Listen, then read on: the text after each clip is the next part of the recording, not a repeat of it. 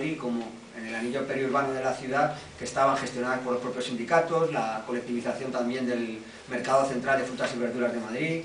y bueno, pues un poco se recoge, ¿no? Un poco pues esa idea de impulso, ¿no? Popular en que todo espacio cultivable de determinadas dimensiones un poco grandes estaba gestionado, ¿no? Por los sindicatos y estaba puesto en producción, ¿no? Aparte de eso sí que se dieron esos debates. Esto está sacado de la Biblioteca Nacional, de una revista, no me acuerdo cuál es, de estas agotadas, y está, en este artículo cuentan un poco, ¿no? La propuesta que se trabaja con la colectividad del mercado de frutas y verduras, de lanzar una campaña para que en Madrid pudiera autoabastecerse recuperando solares. Se plantea incluso cultivar parte del Parque del Retiro, y bueno, al final pues el plan no se llega a desarrollar, pero bueno, son como las reminiscencias de ese plan que pudo hacerse y no se llegó a hacer, pero sí que se dan, y hay constancia, pues huertas de emergencia en muchos lugares abandonados de la ciudad que quedan un poquito distantes del frente, pues sí que se destinan, ¿no? a estos huertos de emergencia, huertos de subsistencia. Incluso la Plaza de Toros de las Ventas se convirtió en huerto, ¿no? Es una anécdota graciosa. Esto es un recorte del ABC donde, bueno, literalmente pone la Plaza de Toros convertida en huerta. Aquí no pone... Aquí está lo que me gustaba. Las sordas rojas y la barbarie marxista, que habrá construido un huerto en la Plaza de Toros de las Ventas. Entonces pues Franco se impone que, de hecho, pues la corrida de la victoria tiene que ser a los 2 meses, ¿no? de haber acabado la guerra, y entonces bueno, pues se pone muy a lo loco y plantea pues que quiere hacer la huerta, ¿no? Entonces, que quiere hacer la corrida de toros y recuperar pues el coso taurino, ¿no? Y entonces los humoristas de la época le dicen que si alguien cortara 2 orejas va a dar la vuelta al ruedo, ¿no? Y bueno, pues, como anécdota es curiosa, ¿no? También bueno, la Institución Libre de Enseñanza evacúa de Madrid a la población infantil, principalmente a Levante, a Cataluña, y bueno, pues en esas colonias escolares, que es el poema que ha leído Fernando, está escrito pues en una de estas colonias escolares, pues se trata de que los niños y niñas vivan en las mejores condiciones y lo más ajenos posible a esa guerra, ¿no? Y entonces en todas estas colonias pues cultivan, ¿no? Estos huertos como actividad educativa, como complemento también para las cocinas de la propia colonia, y en algunos casos incluso pues este es el caso de los niños de la MAU, de los trabajadores de la fábrica de cervezas que van a Cataluña, a Barcelona, y esta es como la más simbólica de las que hemos encontrado. Pues a estos niños llegan allí a un palacete que estaban ahí por Pedralbes y tal, y tenían a los niños allí en la escuela, y como un jardín muy grande y una cancha de tenis, ¿no? Entonces los niños que venían de pasar las penurias en Madrid, el racionamiento, los precios desorbitados de los alimentos, el mercado negro, no sé qué, ven aquella pista de tenis y dicen hay que levantarla. Entonces la levantan entera, levantan la pista de tenis y la convierten en un huerto. Y entonces luego mandan a Madrid a sus familiares pues un camión lleno de alimentos, ¿no? También yo creo que tiene un punto de propaganda, de guerra, y que es una historia como muy bonita, pero bueno, imaginamos que habrá habido muchas más, no tan, a lo mejor tan elaboradas o tan propagandísticamente perfectas, pero bueno, que sí que permite ver un poco pues cómo fue nuestra relación con los huertos durante este periodo, ¿no? El discurso de los huertos obreros no había calado mucho en las organizaciones sindicales, se veía como muy poco revolucionario, pero sin embargo la derecha católica sí que lo había cogido, como pasó en Francia, y aquí un poco pues la Falange es la encargada de recuperar, ¿no? Ese discurso de lo que habían hecho los fascistas en Italia o los nazis en Alemania. Pues la Falange pone aquí en marcha los huertos familiares y tiene un discurso muy agrarista, pero sin tocar la propiedad de la tierra, sin meterle mano a los latifundios, y entonces al final, bueno, pues es una retórica agrarista, pero que en el fondo acaba siendo cómplice del gran éxodo rural, porque la vida en el campo era inviable, ¿no? Y esa retórica pues es la que emana de la película de Surcos. Y bueno, esta foto de la derecha es simpática porque son los proyectos de vivienda obrera que habíamos visto, que comentaba Nere, que hicieron en el movimiento moderno, ligados, ¿no? Pues a esos movimientos sindicalistas, socialistas y demás. Y aquí es la Falange la que diseña, justo además en nuestro barrio, esto es el Palomera, Valleca, entonces esto es como el poblado agrícola ideal que diseña Falange, que se tendría que construir en Palomera, ¿no? Y cada vivienda pues tendría su zona de huerto. El problema es que, claro, la Falange acabó pintando cada vez menos dentro de la propia composición, ¿no? del movimiento nacional, y entonces, bueno, pues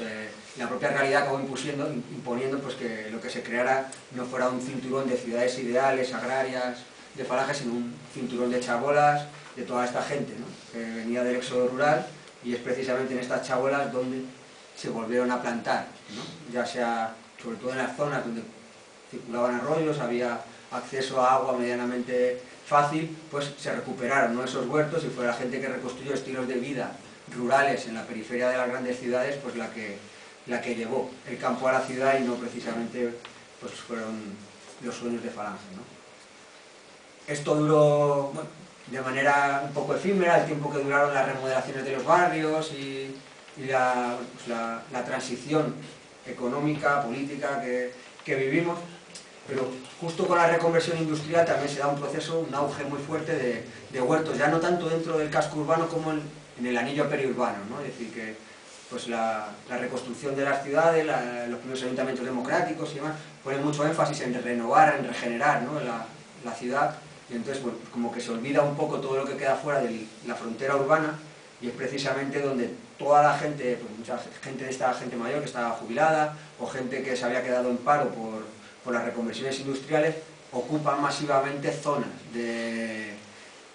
riberas de río, zonas periurbanas, vacíos, solares, y bueno, pues convierten. En Barcelona se llegan a censar más de 12.000 huertos, en Madrid se censan más de 4.000, es decir, que es un movimiento que se da en todas las grandes ciudades y que acaba derivando en las primeras políticas públicas de huertos de ocio, ¿no?, de estos huertitos pues, para que los jubilados, o en algún caso fueron parados, pudieran cultivar, ¿no?, recuperando un poco, pues, en parte la lógica de los huertos de ocio, en parte, bueno, de los huertos asistenciales que decían él, y en parte a veces también con dinámicas más asociativas, ¿no?, que son las asociaciones de hortelanos, o sea, que conviven un poco por las dos dinámicas en estas primeras políticas públicas. Este es el caso de Madrid, los de abajo son huertos informales en San Fermín, y esto es un proyecto de huertos de ocio de este tipo que ya estaba construido, estaban todas las infraestructuras hechas, como veis faltaba solo entregar a las familias, hacer el sorteo y que entraran a plantar, y los lumbreras de nuestra ciudad decidieron que esto era demasiado guay, y entonces, como estaban haciendo la ampliación del metro, decidieron que el sitio donde hacer todos los vertidos de tierra, el sitio ideal podían ser estos huertos que no había sin trabajo. Y entonces, bueno, pues esto es un proyecto de lo que podía haber sido el incipiente programa de agricultura urbana en los años 80, que se contemplaban 7 u 8 zonas de huertos de ocio dentro de la ciudad. Es decir, que bueno, podíamos haber visto otro Madrid un poco más verde, y que no hubiéramos tenido que esperar tanto tiempo para que emergieran los huertos urbanos, y bueno, pues fue un sueño frustrado, ¿no? Este es el primer huerto comunitario de Madrid, este es el solar que recuperan los vecinos y vecinas, que lo limpian,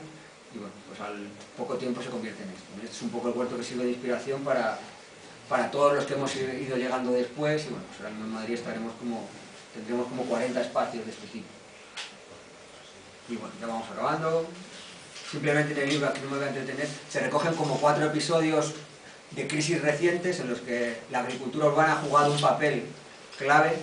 para abastecer de alimentos en situaciones de emergencia, ayudar a repensar sistemas alimentarios y articular, ¿no?, nuevas comunidades en situaciones de conflicto. Este es el caso de Cuba cuando colapsa la URSS, es decir, pues el modelo de exportación agrícola de caña de azúcar, financiado con maquinaria, combustible y recursos soviéticos, pues se va al traste de un día para otro, y Cuba tiene que reorganizarse radicalmente su sistema agrícola, ¿no? Entonces, bueno, pues, tiene que dar de comer con lo que es capaz de producir en el entorno de proximidad, porque no tiene mecanismos de movilizar mercancías de un sitio a otro, y bueno, pues la agricultura urbana toma unas dimensiones y que es bastante increíble, ¿no? De hecho ahora Cuba pues es uno de los laboratorios a nivel mundial y vanguardia, ¿no?, en temas de agroecología urbana, y bueno, pues lo ligan todo a sistemas de compostaje, biointensivo, bueno, una película como bastante interesante a profundizar, ¿no? El caso de Argentina durante la crisis del Corralito, pues es lo mismo, encontramos huertos comunitarios, como el de arriba, vinculados a asambleas barriales que recuperan zonas degradadas y las convierten en huertos, y prácticas más ligadas a emergencia, villas miseria, zonas de gente excluida que ocupan parcelas y que acaban derivando en programas municipales de agricultura urbana, donde se mezclan estas dimensiones, ¿no?, pues de economía solidaria, inclusión social y recuperación de baldíos urbanos para zonas de huerto, ¿no? Este es el caso de Grecia, que también, bueno, pues, es bastante similar al caso nuestro, es decir, que de no haber nada ha sido a partir de 2008, con la llegada de la crisis económica, cuando todo este tipo de dinámicas se han ido poniendo en marcha, y por último analizamos también pues, el caso de Detroit, que es una ciudad bastante emblemática,